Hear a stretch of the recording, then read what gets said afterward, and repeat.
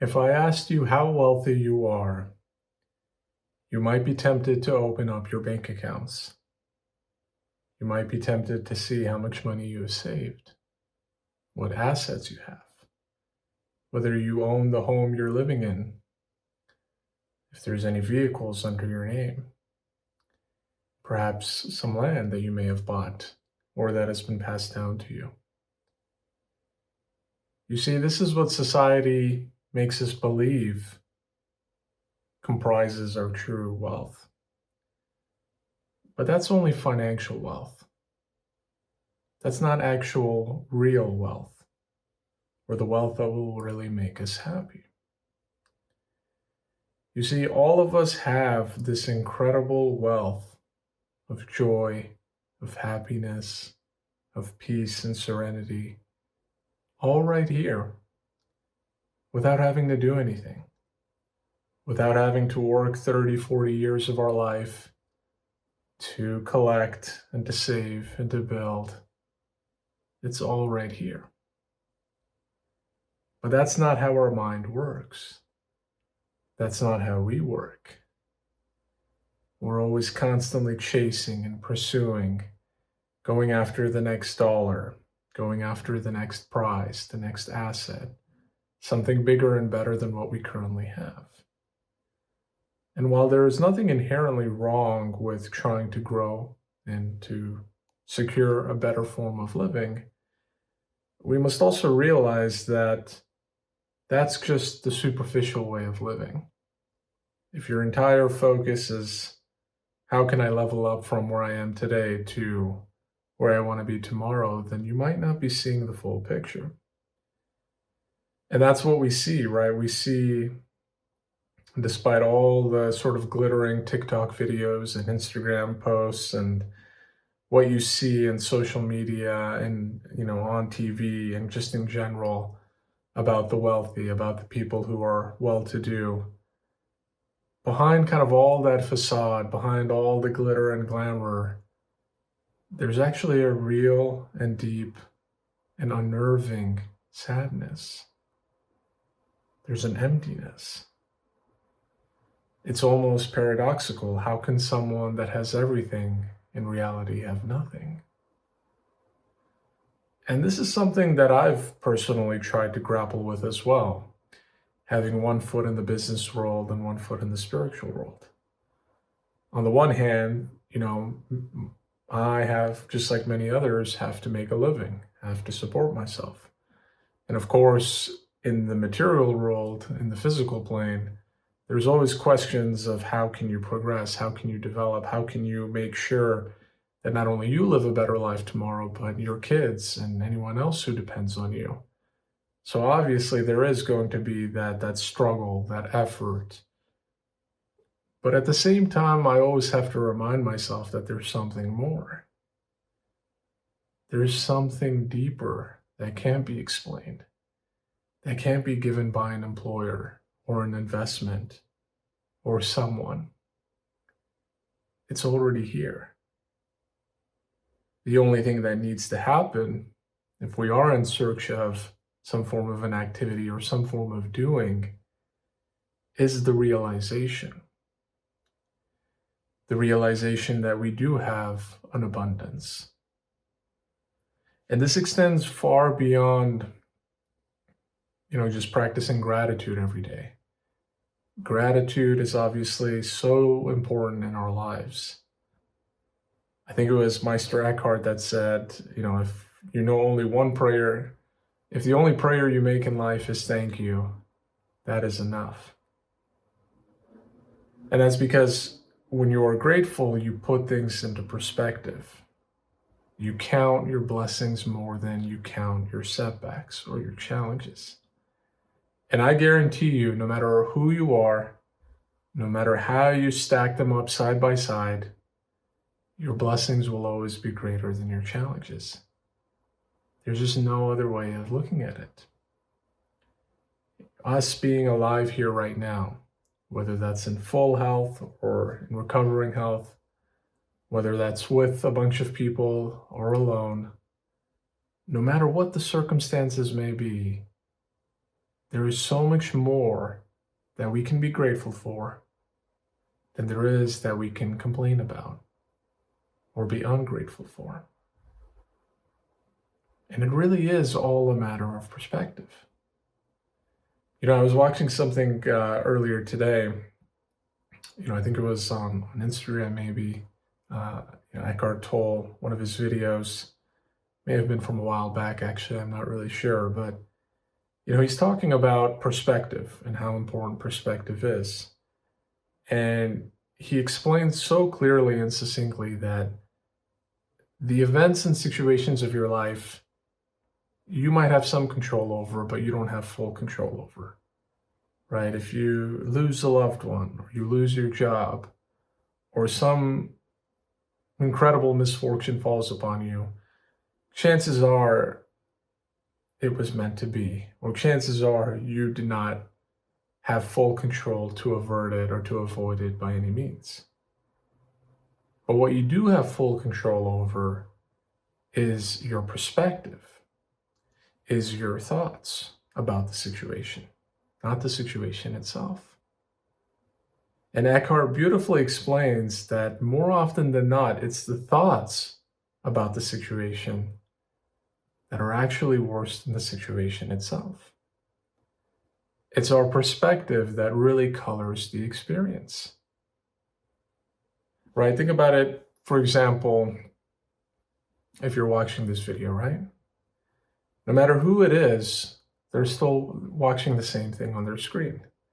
They're seeing me in my nice Hawaiian shirt, sitting in front of this colorful forest background, moving my lips, having some gestures here and there, and it's all the same from one person to the next. But the perspective that you bring into this video can affect your level of enjoyment and can affect the level of how much you actually gain from it. If you're having a bad day at work, or you just got out from an argument with your partner and you happen to just stumble upon this video and you're not really in that right mindset to take all this in, then you might just gloss over this, and maybe you might skip away and look at something else, something that will probably distract you and sort of numb some of that pain. But if you come from a place of stillness, if you come from a place of wanting to learn, wanting to grow, wanting to take your spirituality to that next level, then maybe some of what is being said is resonating. Maybe that element of gratitude and that element of abundance is sinking in. And who knows, maybe as I'm speaking, you're actually going inside yourself.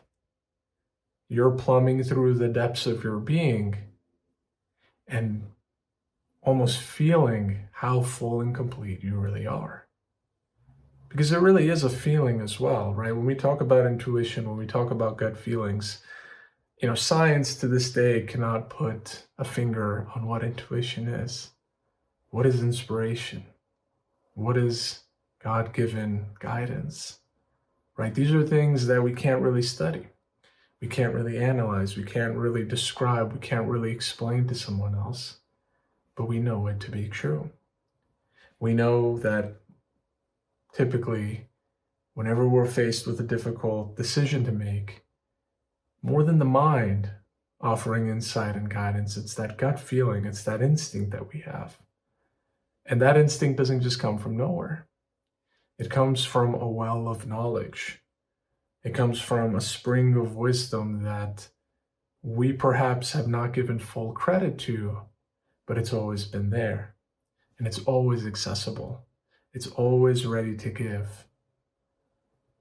And I think that's the if I'm to sort of impart upon you one kind of main takeaway from this video, it's to turn within. Because the more you turn out, you'll always find what's missing.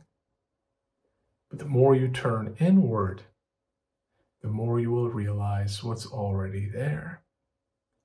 The more you will realize your completeness, your wholeness, your infinite nature. It's really sort of a funny irony when you think about it. God gave us these senses. He gave us this ability to perceive and to make sense of the world. And from something that is so simple, we create something that is so complex. We create something that is so elaborate and intricate, when all we have to do is return back to that simplicity, right? You don't hear a meditation teacher telling you to think more or to think certain thoughts. And maybe if you do, perhaps I might suggest looking into another meditation teacher. Instead, what you'll hear him or her say is, don't think. Or better yet, whatever thoughts arise, just let them be, let them go. Eventually, through enough practice, through enough awareness, they'll gradually subside. And you will see the stillness between those thoughts. Moreover, you will actually be the stillness. You will see who you truly are.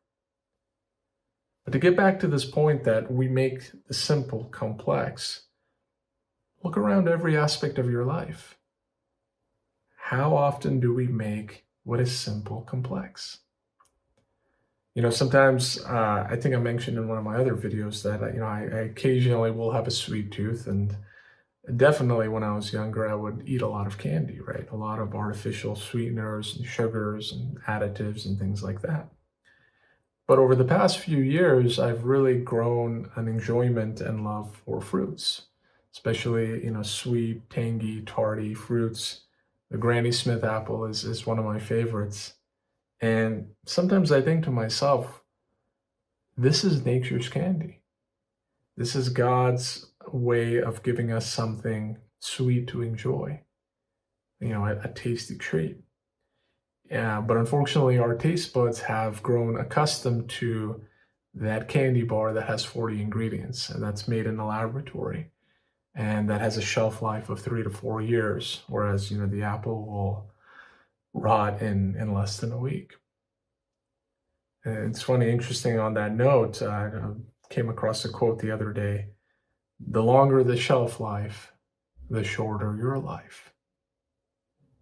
Right? If we want to switching gears for a moment and talking about longevity and physical health and getting the most out of this body, getting the most out of this life, well, it's not going to be helped by eating a bunch of candy and processed food and things that can sit in your pantry for 3, 4, 5 years. It's the things that go bad quickly. It's the things that are the most simple, that you can pluck from a tree or grow from the ground. Those are the simple things. So you see, that's just one example, but I hope by sharing it, you will start to see how in virtually every facet of your life, we are focused externally. We shift our attention outward. And that is where the comparisons start. That is where the feelings of insecurity begin. That is where this notion of where's my place in the world? How do I find myself? How do I get what truly makes me happy? Well, let me let you in on a little secret. You're not going to find it out there. You're not going to find it by looking at someone who has quote unquote made it. You're not even going to find it from the people that you admire or that you cherish. Perhaps they might even be spiritual teachers that you've read every single one of their books, you've attended all of their tours. That's great. Good for them that they found the path. But that's not necessarily your path. That's not necessarily your journey. Only you can walk your journey. Only you can live your life. Others may show you the way, as Buddha and Rumi tell us, but they can't walk the way for us. We have to walk that way. And every single soul that has come to pass and that will pass will have to go through this journey. Will have to go through these steps. There are definitely patterns. There are definitely ups and downs and a lot of similarities between our lives. But at the end of the day, each of it is all unique, just like all of our fingerprints are all unique. Each of our stories, each of our journeys is unique. The one similarity that rings true for all of us is that the only way home is to go inward. The only way to realize, to connect with something much larger than ourselves is to go inward. To see, feel, be, and resonate with this abundance that lives within. When you start to notice the abundance within, you will see it gradually begin to radiate outward. It all goes back to what I was saying earlier about perspective, with that quote from Eckhart Tolle. It's not that people that are joyful and peaceful, it's not that they're lying to themselves and saying to just be positive no matter what. It's much deeper than that. They've actually transformed the experience into a positive one, or at least one that can be tolerated, one that can be seen with graceful eyes, with non-judging eyes. And this is, an alchemy in and of itself, right? We talk about turning simple things into gold. Well, what about changing thoughts into positivity, into higher levels of consciousness? This isn't science fiction. This isn't spiritual voodoo. This is something that nearly everyone who has gone on this path, successfully gone on this path, and have actually seen progress in themselves and in their lives, this is something that they've all been able to accomplish. To connect with something so real and so tangible within, that all of a sudden the illusions of this world just fall down like a curtain falling down. I think to like the Wizard of Oz, right, where the curtain just drops and the truth is revealed. There's no more illusion anymore. There's no more facade. There's no more veil of thoughts clouding everything. It's just pure, simple us. And who is this pure, simple us, right? I mean, let's not beat around the bush here. What is it that we're ultimately talking about? When we talk about the part of us that is the most authentic and truest form, when we talk about dropping the veil and seeing the truth, what we're really talking about is encountering God, being one with God. Because as long as we find reasons to be upset at this life, as long as we find things that we believe are missing, we will never truly be connected with God. Because when you have God, you have everything. There is no shortage anymore. There is no emptiness anymore. You literally have everything because you are everything, because you are everyone. And these aren't just simple words meant to make you happy, meant to cheer you up, meant to make you feel good for a moment and then not really give you some insight into the path forward. This is something that is true for all of us, right? I can't relate to the experiences you go through, and you can't relate to the experiences I'm going through. But no matter where we are or who we are, there is this center point that if we find it, that is where everything kind of falls into place. I think of it kind of like as an instruction manual. We all have that manual inside us. It's something that was given to each of us upon our birth.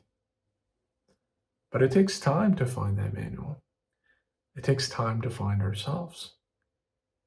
Imagine if I shipped you a gift, right? Let's say something that you had to assemble.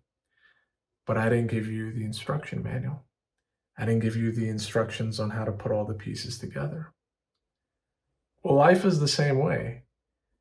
God ships our souls into these tiny fetuses, which then cut the umbilical cord and thus cut the connection with God, the symbolic and figurative connection with God. And all of a sudden, we're thrown out into this new world that we're not accustomed to, that we have no idea how to navigate. And it's no surprise that when you compare us to the rest of, the animal world, not to say that we're animals, but when you compare us to the rest of all living beings, it's no surprise that, the human being, relatively speaking, takes so long to adjust to this new world. A new deer or a new calf that is born can literally walk within minutes. But the human being takes months, maybe even a couple of years to start walking. So the adjustment continues. The period of finding our place in the world continues. And once we learn the basics, once we learn how to talk and walk, once we learn how to behave in society, once we learn how to progress in school and in relationships and in our jobs, once we feel like we've accomplished everything, there's still that nagging feeling. Well, what are the instructions to live my life? What am I supposed to do? What will truly make me happy? And if you think about it, happiness is no more than just a barometer telling you that you are moving closer to God. To achieve the ultimate happiness, or to realize the ultimate happiness, you are literally a part of God. And to be the furthest away from happiness is to be the furthest away from God. To not even know that a God exists, or to not accept it, to refuse God's presence. These two are so highly related that, believe me, you will be surprised. I'm not trying to say that everyone needs to subscribe to a particular faith or a set of beliefs, but believe me, the deeper you go, the more you travel beyond the the superficial layers of this life, of this world, the more you will realize what a substantive and rich life you actually have. What a rich world of experience you have. And so that is what God sent us out here on this earth. He brought us here and he put the instruction manual so deep into our being that only a select few will be able to actually discover that manual and to actually make use of that manual, right? Because to just accept the presence of God is not enough. Just to accept that we have a purpose in this world is not enough. You must continue to go deeper and deeper every single day. To say that you've reached it or you've made it is unfortunately a very short-sighted and misleading form of looking at the world. You have so much more to go. I have so much more to go. Life is a journey of continuing to grow. But the beautiful part about it is that we don't have to reach the destination to experience the joy. In other words, we don't need to wait till the moment that we die and we're reunited and we rejoin, our souls rejoin God to experience that ultimate bliss. It can be experienced in steps. It can be experienced as we move along. That is, I think, one of the most beautiful gifts and forms of happiness, because we realize success, we reap dividends as we go along. When you go to school, for example, right, you have to go through all the grades. It's not that you can go finish first grade and then the school will give you second, third, and fourth grade. They'll check that off for you. When you start your career, it's not that you can, make 50,000 or 60,000, for example, and then, the next year you make 200,000 or 250,000, right? You have to work and work and work and work to finally get to that point. But the spiritual journey is so different. Even though it's very hard to get in, once you actually get in, you will actually realize how much God is propelling you forward, how much He's actually giving you right at the start to encourage you to keep moving along, to encourage you to not give up. And of course, God's going to give you a lot of tests along the way. He's going to challenge you because He wants to see how sincere are you really. Are you doing this for an ulterior motive? Are you doing this just looking for a quick fix? Or do you really believe that there is something deeper to your existence? And if so, are you willing to take the steps and make the sacrifices to actually go there? Because it's going to require you, if not physically leaving this world, at least having a sense of detachment from this world, having a sense of separation, having a sense of distance to know and to realize that, yes, I am a spiritual being living in this human body. I have to make a life. I have to put food on the table. I have to progress. I can't just be in my room reading spiritual books all day. But at the same time, I'm not going to let the distractions of this world consume me. I'm not going to be swept away by the goal to make money, by the goal to make a name for myself, by the goal to have a bunch of friends. These are all steps along the way. They are not the way themselves. So I know this video took perhaps a little bit of a circuitous route in explaining what abundance is. Maybe perhaps when you clicked on it, you were expecting me to talk about gratitude and to talk about, how you can start your day with positivity. And, those are all great. I'm not knocking on those. There's a bunch of excellent videos out there on YouTube and elsewhere of people talking about, having a gratitude practice and a routine. But I really wanted to build upon that and go a little bit deeper. What is the root of the gratitude? Who is the root of our gratitude?